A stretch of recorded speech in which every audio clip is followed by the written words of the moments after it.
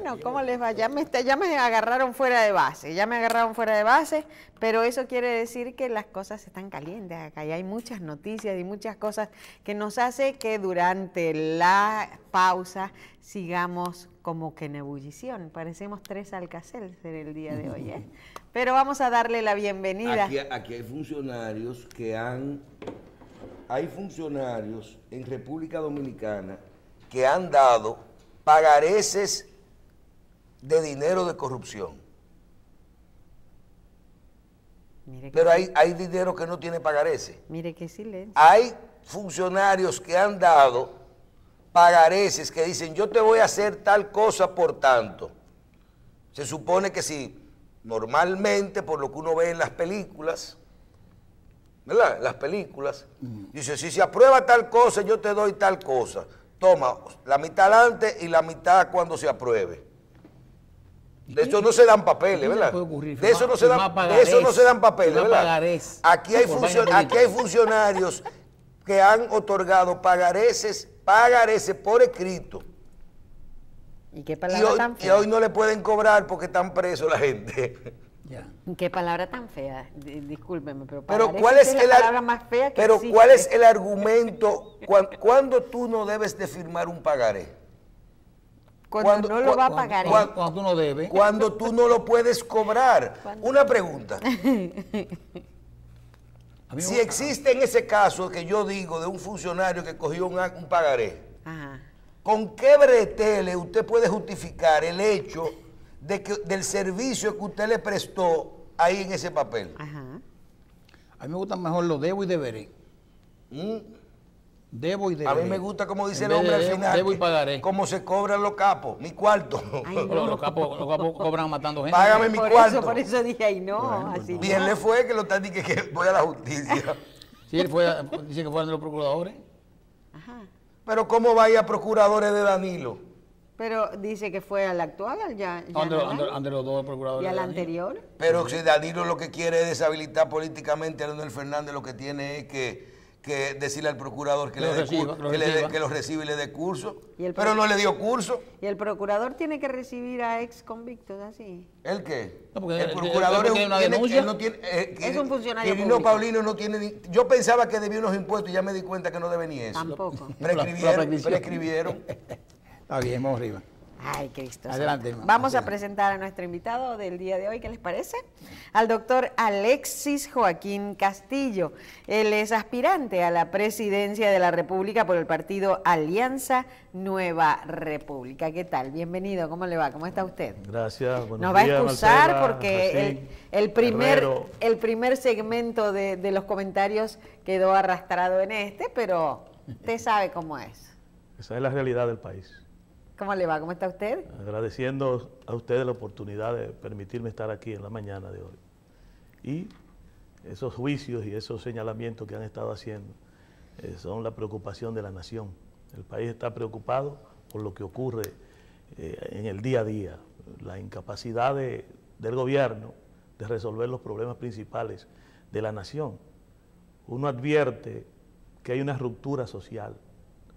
Esa ruptura social, que es la desconexión de aquel escrito que hizo Jean-Jacques Rousseau en el contrato social, la obligación de gobernantes y gobernados, el deber que tiene el gobernante, que tiene el Estado, el gobierno, frente a los ciudadanos.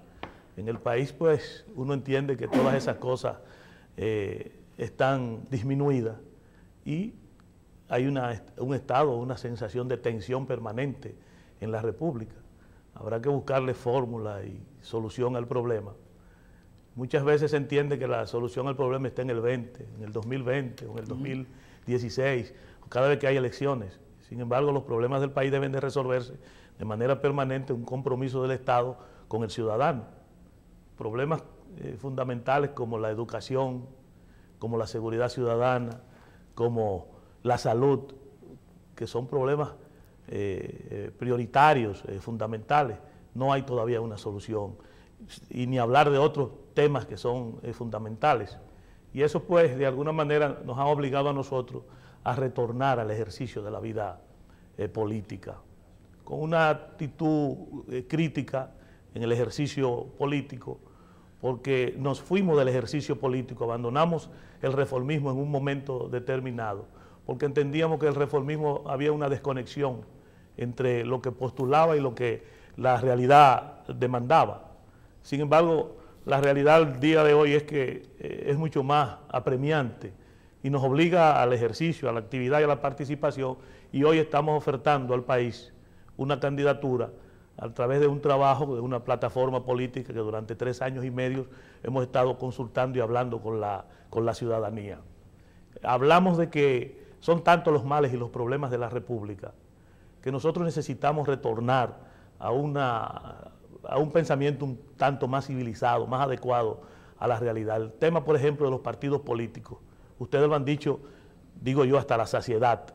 Los partidos políticos y los políticos en sentido general tienen harto a la población, porque han variado la misión y la filosofía del partido o de los partidos. Nosotros empezamos a hacer un trabajo político a través de Alianza Nueva República y pensamos que los partidos tienen que ser una escuela de formación política, los partidos tienen que ser una escuela de pensamiento alrededor de lo que es el valor ético y moral, que lo hemos perdido considerablemente. Ahora, doctor, nosotros lo vemos muy tranquilo, usted muy sosegado, usted tiene parece que ha tenido tiempo de estructurar un buen plan de gobierno para presentárselo a los dominicanos, porque usted se ha tenido ese tiempo y lo vemos lo tranquilo que usted habla y parece que usted tiene bien definida su propuesta. Sí, claro. Fíjese, el país sabe, en lo que a mí concierne, y lo digo con satisfacción, Alexis es un hombre de experiencias de Estado. Yo he dicho muchas veces en reuniones, por ejemplo, nosotros inauguramos un centro comunal en Tábara Arriba, en Asua, con mujeres que hoy en día el centro comunal tiene 11 máquinas de coser y es un centro comunal de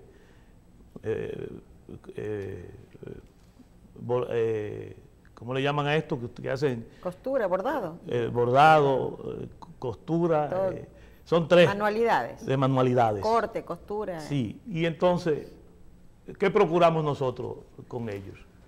Que la sociedad dominicana, el ciudadano como sujeto social entienda su responsabilidad, su compromiso, cómo tiene que insertarse en la vida pública. No es esperar que el Estado resuelva los problemas, y más cuando nosotros vemos que el Estado es incapaz, que el Estado es insuficiente, que el Estado no resuelve fundamentalmente los problemas que son fundamentales para el país. El tiempo de vida pública nos da a nosotros la satisfacción de saber que resolver los problemas del país no son tan difíciles.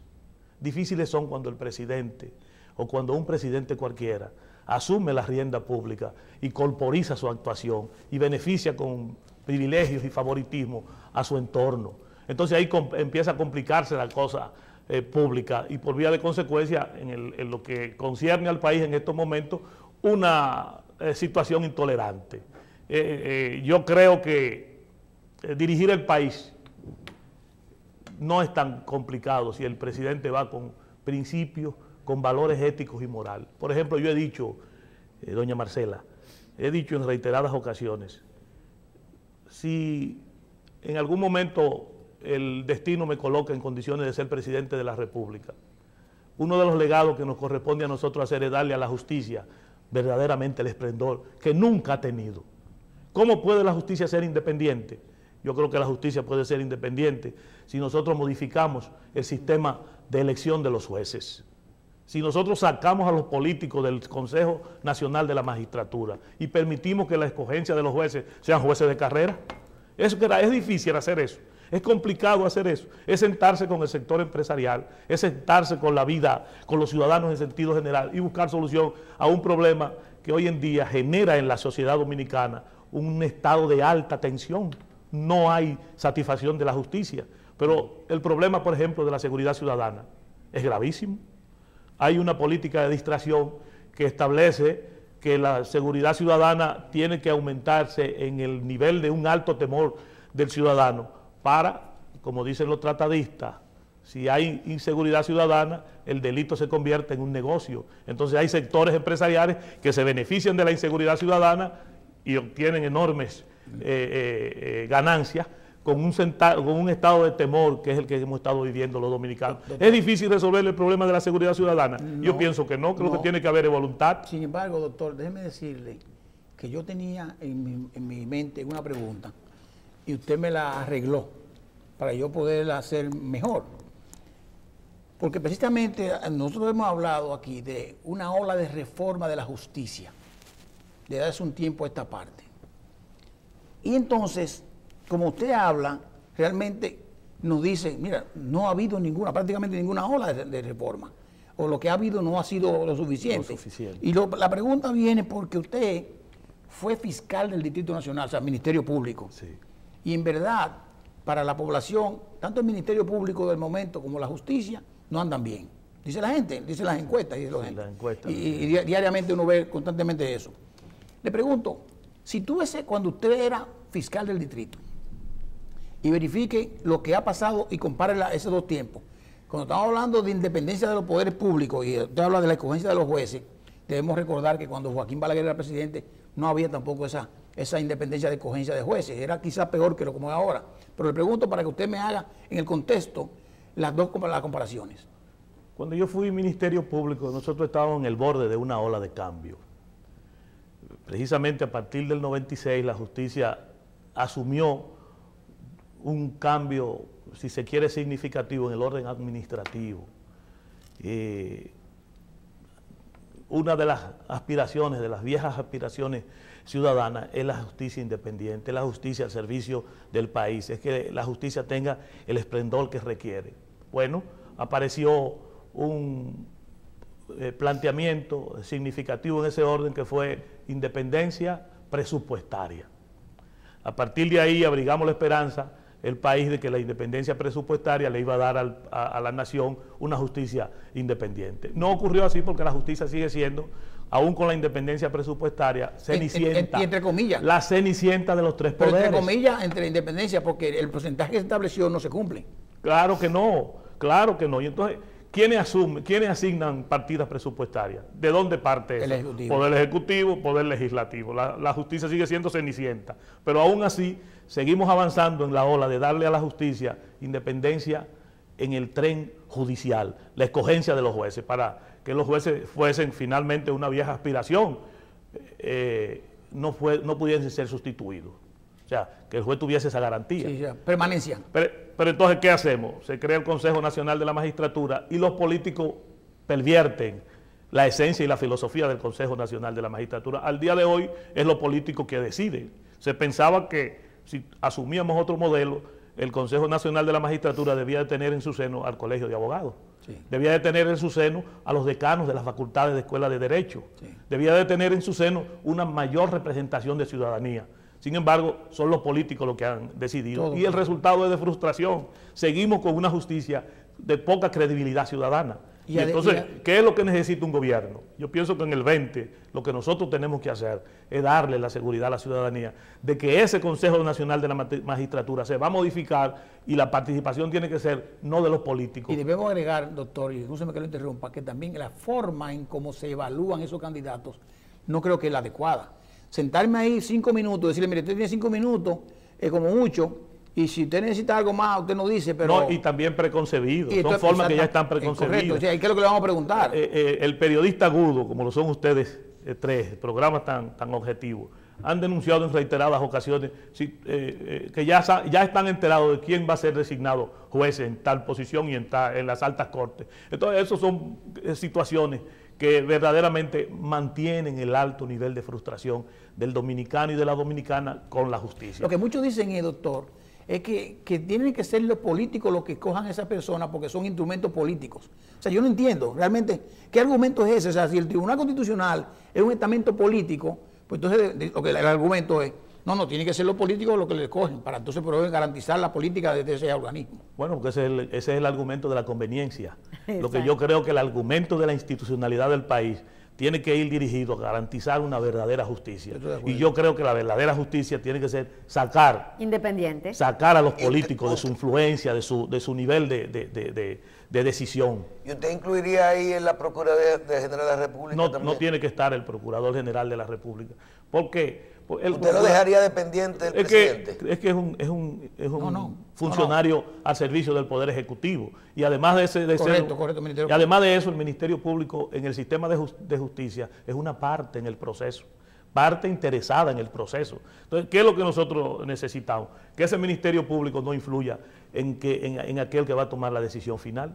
Entonces, ¿por qué tiene que estar el Ministerio Público en el Consejo Nacional de la Magistratura? Cuando se debatió quiénes debían de ser los actores del Consejo Nacional de la Magistratura, se hablaba del Colegio de Abogados, se separó el Colegio de Abogados y se metió subrepticiamente al Procurador General de la República. El resultado es precisamente ese alto nivel o sentimiento de frustración que tienen los dominicanos con relación a la justicia. Es como el caso, aquí abrigamos mucha esperanza y sé que este programa, si revisan sus archivos, aparecerán muchísimas opiniones con el tema de la educación.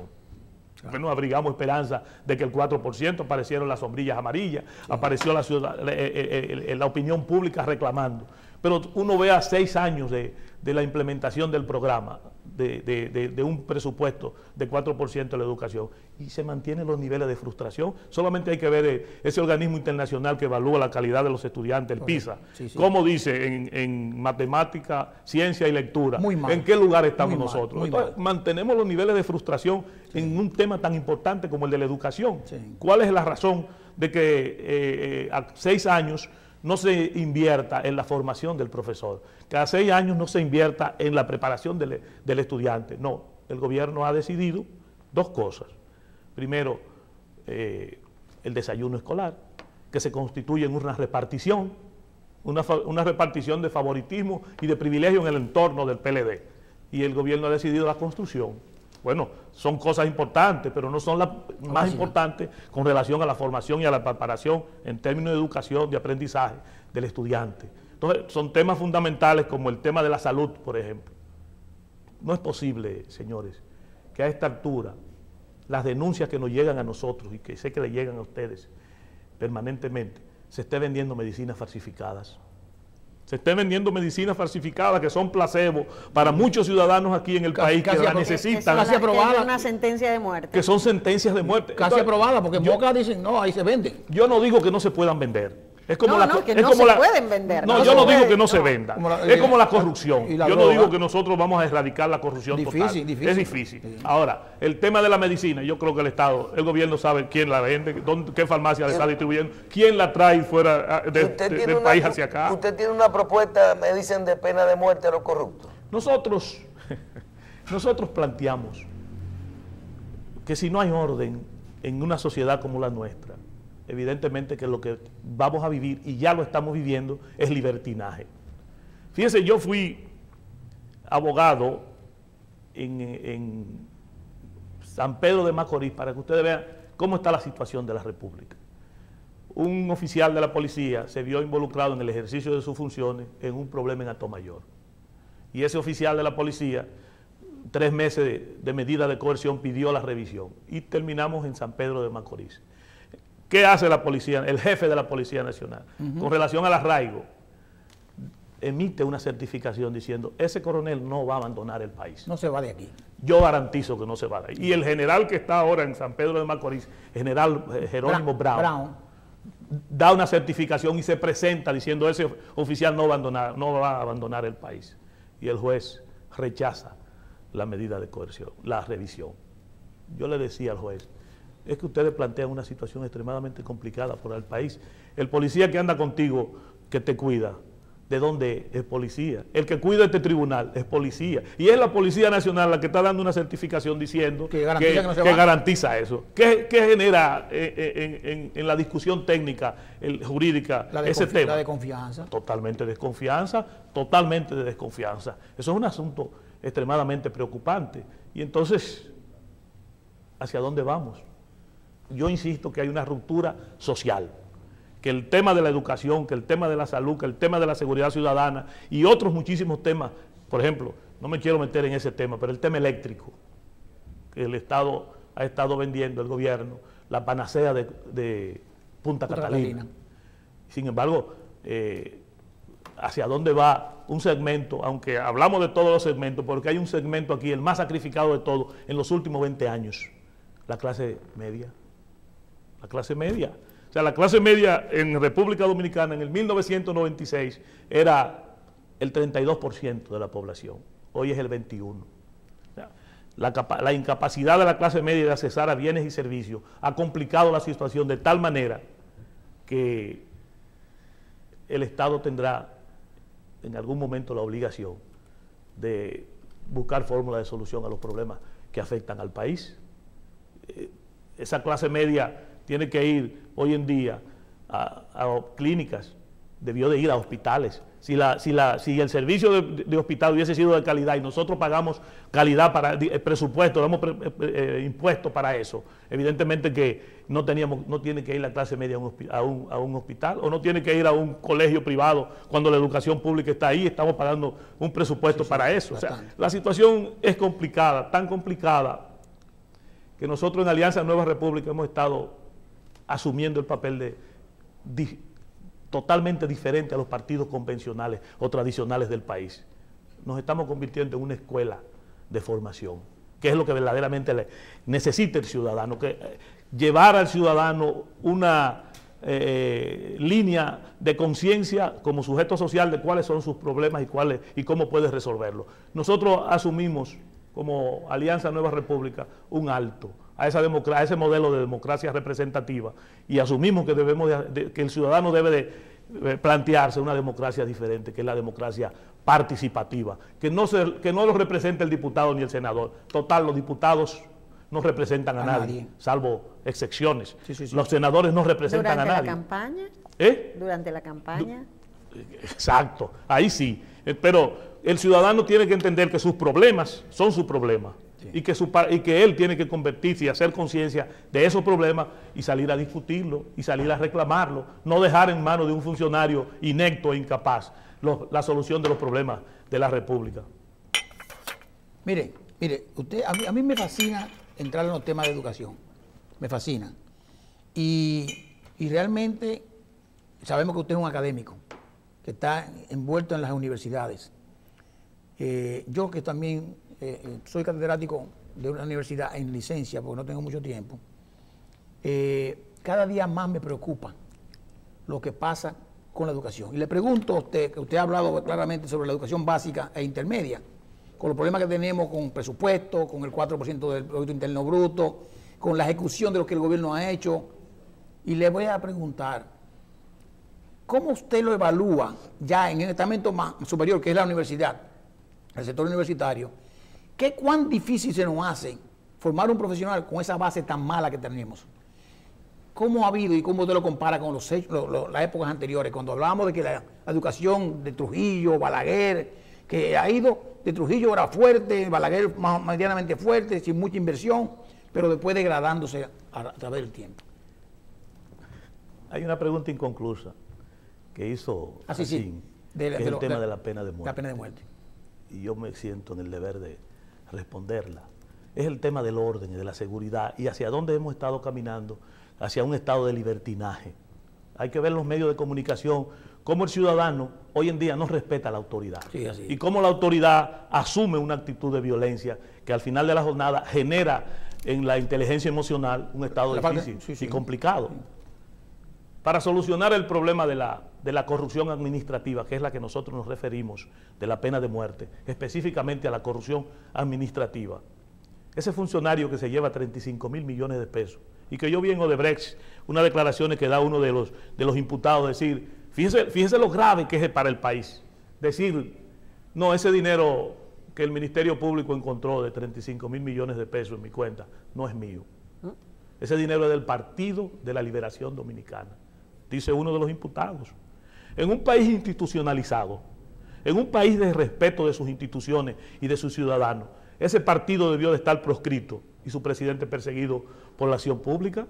Sin embargo, nada de eso ocurre. Entonces nosotros decimos, tiene que crearse durante un periodo determinado, en la temporalidad, un mecanismo legal que ponga freno al tema de la corrupción administrativa. Porque ese funcionario que tiene a su favor el chofer, la gasolina, o sea, los viáticos, el sueldo de lujo y todas las facilidades que en la designación como funcionario es capaz de robarse el dinero del pueblo, ese funcionario tenemos que tomar medidas en contra de él. Y yo creo que uno de los mecanismos más idóneos, temporal, reitero, por un periodo quizá de 20, 25 años, debe de ser el de la pena de muerte para ese funcionario. Ahora, con relación a la educación, yo creo que estamos más encharcados. Yo creo que nos hemos complicado aún más que la época de Trujillo y que la de Balaguer. Da pena en la discusión con muchos estudiantes ya bachilleres, cómo nosotros observamos en exámenes, en evaluaciones escritas, faltas ortográficas a granel. Cómo nosotros observamos en la discusión teórica, exposición de estudiantes, cómo el estudiante carece de dicción y de la lectura, dificultades para la lectura. Entonces, ¿qué es lo que hemos estado construyendo desde primaria, en la básica, y que nos llegue finalmente a estudios superiores? Yo digo que estamos encharcados en el tema de la educación y que habrá que retornar al punto de origen. Es una inflexión importante, es una inflexión necesaria que necesitamos los dominicanos, y que para hacerlo, yo digo que no hay que esperar al 2020. Lo que el ciudadano tiene que hacer conciencia de esa realidad y empezar a reclamarlo en las calles. Mírenme, el otro día, por razones de mi vinculación con la Universidad Autónoma de Santo Domingo, se me buscó para los jóvenes aquellos que lanzaron excrementos en la Suprema Corte de Justicia. Claro, el Falpo. Asumí la defensa de algunos de ellos en el tribunal. ¿Qué hizo el Ministerio Público? Es una acción que evidentemente es reprochable. Sí. No podemos nosotros identificarnos con ella. Pero esa acción, su característica, su única característica, está contenida en una afectación insignificante de bienes públicos. Son, como dice la doctrina, delitos de bagatela, delitos simples, contenidos en el 475 del Código Penal nuestro. El Ministerio Público, desconociendo la realidad misma social, convertido en un agente punible de castigo, quiere criminalizar la acción. Sí, correcto. El juez al final de la jornada se da cuenta de la realidad. Fíjense cómo se establece un precedente. Quien se querella en contra de esos jóvenes es el presidente de la Suprema Corte de Justicia, sí, que es el que representa el Poder Judicial, y presentó una querella formal en contra de eso. Entonces nosotros teníamos la disyuntiva, pero ¿quiénes forman el Poder Judicial? Todos los jueces. Y si se constituye el Poder Judicial en contra de estos muchachos, ese juez no podría ser quien juzgue a los jóvenes. Y al final de la jornada, ahí hubo un resplandor de justicia. El juez entendió que eso era un delito simple y ordenó la libertad pura y simple de los muchachos. Y de otros los mandó a hacer trabajos sociales. En definitiva, el tema de la educación, junto a otros temas fundamentales de la República, todavía están a la espera de una solución por parte del gobierno a través del Estado dominicano. Y nosotros, como Alianza Nueva República, que debo decirle, Terrero, al país, que hemos estado conversando con otras fuerzas políticas, que nos hemos sentado en la mesa de discusión con muchísimos grupos políticos, pero lo que nosotros debemos de aseverar a la nación dominicana es que nosotros no salimos como Alianza Nueva República para negociar, no salimos para repartirnos el poder. Sí. Yo me lo hubiese repartido siendo militante del Partido Reformista Social Cristiano en su momento. Me lo hubiese repartido en otras condiciones, pero como partido político nosotros no vamos a repartirnos el poder en el 20, ni vamos a repartirnos el presupuesto de la nación. Lo que yo creo que debemos de repartir a partir del 20 son los principios. Es el volver a un régimen ético y moral. En los estudios en la Universidad Autónoma de Santo Domingo, a través del Instituto de Criminología, nosotros creemos que hay que crear las herramientas necesarias para que en el plano de la educación el muchacho tenga herramientas para la investigación, tenga herramientas para él innovar, arreglar sus ideas y las formule de manera correcta y adecuada. El Estado tiene, el gobierno tiene todas esas propuestas y sin embargo no la pone en práctica, no la aplica. ¿Por qué? Porque se ha perdido la perspectiva de gobernar. Yo le dije un día, y lo digo aquí, en una reunión que tuve con Luis Abinadel una vez, le dije: Luis, si tú quieres ser presidente y ser un presidente exitoso, tienes que hacer dos cosas. Primero, tú tienes que tener un consejo de asesores de hombres y mujeres con la Con cabeza canas. bien amueblada, Sí, sí, sí. que no tengan aspiraciones ni que estén buscando chelitos en la administración pública, sino hombres y mujeres para momentos difíciles te asesoren. Y segundo, piensa en Joaquín Balaguer como escuela política. Se lo dije. Aquí, a partir de la muerte del presidente Balaguer de 1996, el país ha entrado en un vacío. El liderazgo nacional, la gente no le atribuye quién es líder en la República, quién a partir de ahí puede decir la sociedad dominicana, ese es el líder que nos representa. No, lo que pasa es que hemos perdido la perspectiva y los partidos políticos entonces se han convertido en instrumentos para resolver el inmediatismo de sus principales dirigentes.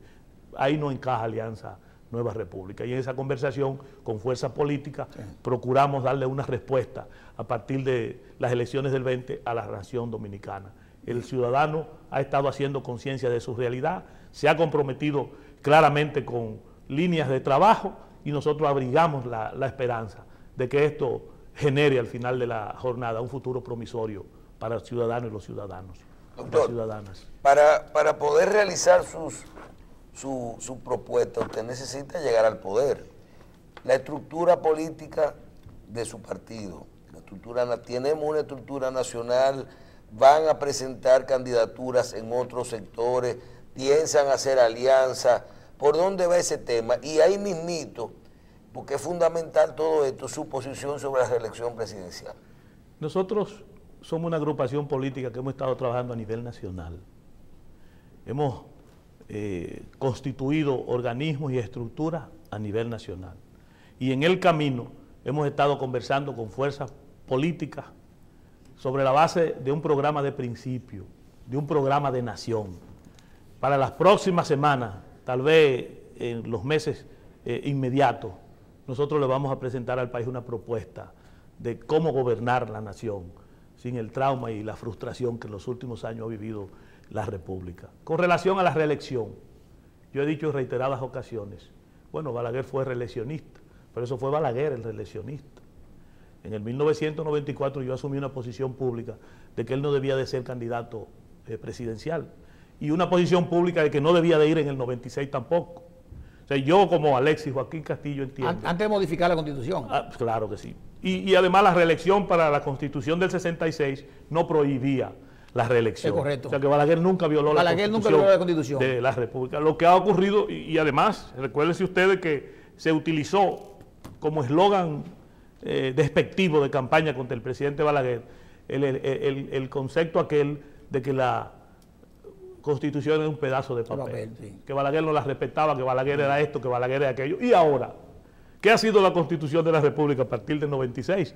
Si es un pedazo de papel o qué tipo de papel es la Constitución de la República. Lo que yo creo con relación a la reelección, y se lo he dicho a mis compañeros y amigos con quien he conversado y en las reuniones de los organismos de Alianza Nueva República, ¿por qué estar preocupándose tanto si hay reelección o no? Lo que tenemos los ciudadanos es que hacer conciencia de nuestra realidad y sacar al PLD y a Danilo, como ocurrió en el 78 contra Joaquín Balaguer. Joaquín Balaguer tenía todo el poder político, económico, empresarial, militar, al servicio de él, del gobierno. ¿Y qué decidió el pueblo? Al final de la jornada, la historia nos dice que Balaguer salió del poder en el 78. Sí. Y pensamos que no volvía más nunca. Y se pensaba que era un cadáver político. Sí. Entonces, ¿cuál es el temor de que Danilo se quiera reelegir o que el otro se quiera reelegir? Lo que nosotros tenemos que sentarnos en una mesa de discusión, una mesa clara, grande, que nos permita agrupar a todos los sectores ahí y decidir el destino del país. El temor es el tema institucional. Eso mismo. Claro, en la medida en que no avanza la institución y que hay debilidad institucional, se manejan ese tipo de cosas. A mí no me preocupa en nada que se hable y se esté hablando de reelección. Lo que a mí me preocupa es que el ciudadano no haga conciencia de su realidad y nos unamos todos para sacar al PLD y a Danilo en el 2020, precisamente porque ese gobierno ha sido un gobierno malo. Usted usa una palabra, una frase, hace 15 minutos aproximadamente, y usted dijo, corporizar la actuación. La anoté. Sí. Defínele a la gente lo que usted quiere decir. Lo de corporizar en términos criminal son aquellas asociaciones que se forman para delinquir y que se convierten en organizaciones delictivas. Cuando uno va, como he visto, presidentes que asumen las riendas de la cosa pública y se asocian con personeros que financiaron la campaña, que aportaron, o gente prominente del partido, y van con una intención de favoritismo y de privilegio, y de que el Estado está y debe de estar a su servicio. Nosotros decimos lo que han hecho es corporizar, lo que han hecho es que han hecho una corporación y que esa corporación ha sido para delinquir. Y en República Dominicana, pues, hemos visto en los últimos tiempos que cada presidente se hace un traje con la justicia. Ahora se está discutiendo una modificación o una sustitución de jueces de la Alta Corte de la Suprema y se dice que el presidente de la República tiene sus jueces favoritos. Además, ya están mencionando, ya la opinión pública menciona mencionado a Fabio Darío Espinal y a Olivo Rodríguez Huerta, que fue mi profesor, muy bueno, una maestría de Derecho buenos profesionales los dos, muy buenos profesionales los dos. Sí, pero ya sabemos, ya la opinión pública señala y sitúa que esos son los jueces de la Alta Corte. Entonces se hacen trajes a la medida y puede el país resistir esto. Yo creo, mire, ya no hay capacidad de aguante. En el 20 hay mucha esperanza para solucionar problemas que nos afectan. Y si esto se mantiene como está, evidentemente que la situación del país, más que la ruptura social, lo que va a ocurrir en el país es una explosión social. Doctor, usted ha dicho que el Partido Alianza Nueva República tiene su objetivo fundamental claro e individual. Hoy en los periódicos salen de que un grupo de partidos, con muchísimas siglas, Marcela, búscalo, están haciendo un bloque para ir unidos a las elecciones congresionales y municipales. ¿Cuáles son? Léelo ahí, Marcela.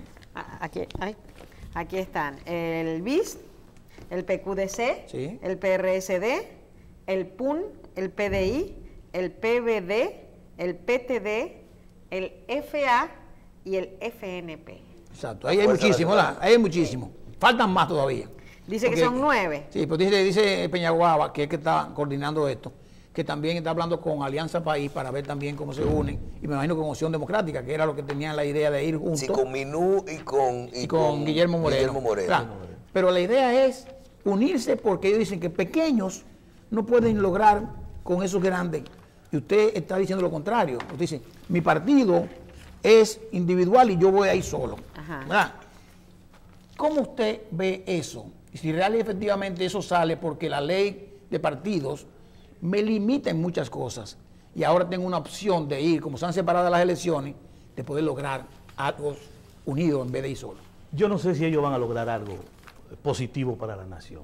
Respeto a esos compañeros, muchos de ellos amigos, no puedo denostar el plan, la estrategia de ellos, pero evidentemente que el resultado de los procesos electorales y de la participación de los partidos políticos en República Dominicana en los últimos años ha sido evidentemente de frustración, evidentemente que ha sido de frustración.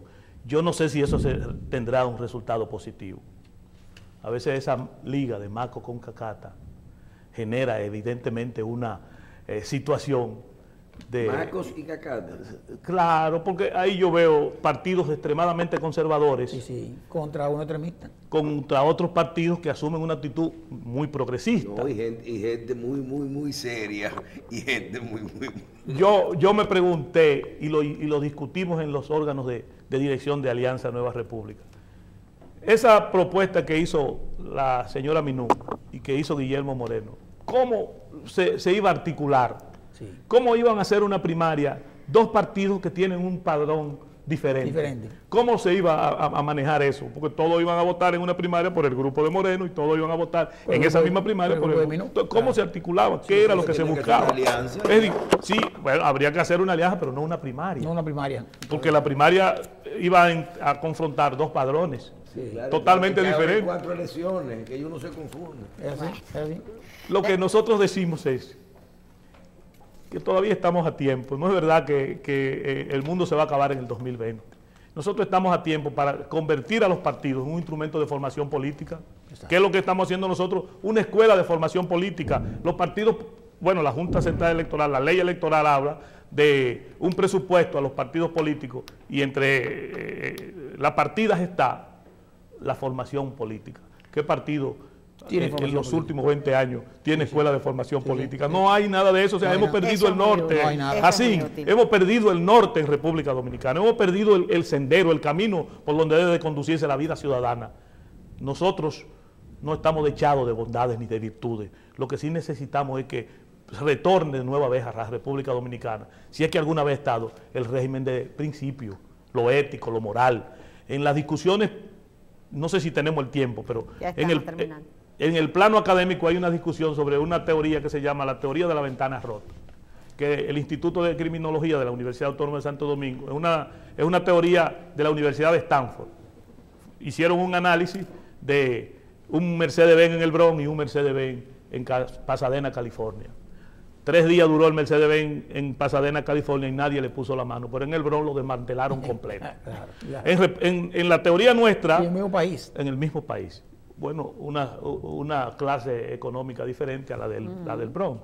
Yo hice un análisis, Marcela, como Instituto de Criminología, y recuerdo que la Universidad Autónoma de Santo Domingo, en un conglomerado de estudiantes, dejé caer 500 pesos y le tiraron la mochila.